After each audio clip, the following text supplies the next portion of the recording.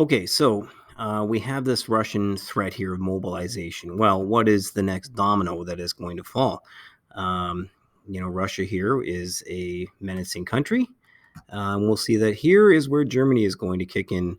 So Germany is going to counter here, right? So they've made a threat to Austria-Hungary. Russia's made a threat to Austria-Hungary. We know they're in competing alliances. We know that's a defensive alliance. That's the arrangement. So Germany here is going to come to the defense of Austria, and they counter with the same gesture. Germany is going to equally mobilize to threaten Russia. All right. So now, if we had a map here, and I wish I did in front of me, you could see that this is a fairly vast border. German mobilization is going to be a lot different than the Russian mobilization as well. In fact, Germany is a fairly advanced country, fairly sophisticated infrastructure. Their rail system allows them to move men and machines and weaponry into place faster than anybody. Germany is going to begin this process of mobilization. All right, now they, of course, are threatening Russia. So what is going to happen? Well, we'll see Germany is going to take it one step further, and they're actually going to declare war on Russia. And there's a but here, and the but is important. This is a great political cartoon you can see, a very famous one, in fact, that you would see in most history textbooks studying the war. And this is a great illustration of this domino effect that I've been talking about here. We can see, here's Serbia, and not ironically described as, or shown as a young boy. And, if you touch me, I'll, and then we've got, Austria's got its hands on Serbia, and then Russia, of course, got its hands on Austria. If you make a move, I'll, and we see this domino effect that's happening here. Germany with its arm on Russia's shoulder. If you strike my friend, and then who have we got coming here in the back? Well, there's France.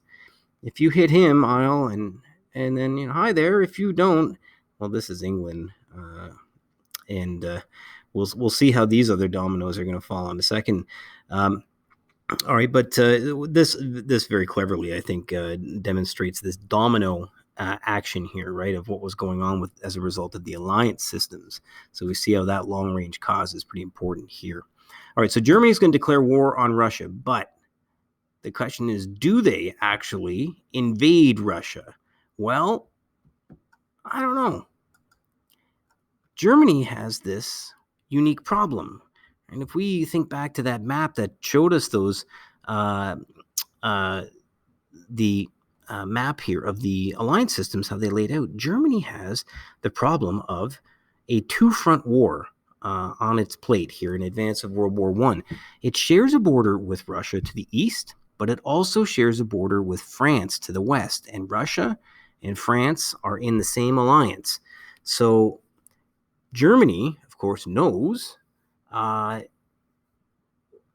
are we going to do here? If we attack Russia, we turn our back to France. If we attack France, we turn our back to Russia, or what do we do? Right? This is a pretty significant dilemma, and they're both big players here. So the question is, do they have an answer? Well, they do, and the answer is the Schlieffen Plan. All right, and this is what Germany is going to do. So they are going to mobilize to threaten Russia. They declare war on Russia, but they don't invade Russia. And why don't they invade Russia? Well, I think we know the answer to that. And the answer is because Russia's not ready to fight. And it's this question of mobilization is going to matter here. It's a big part of the Schlieffen Plan. Germany can mobilize faster than anyone.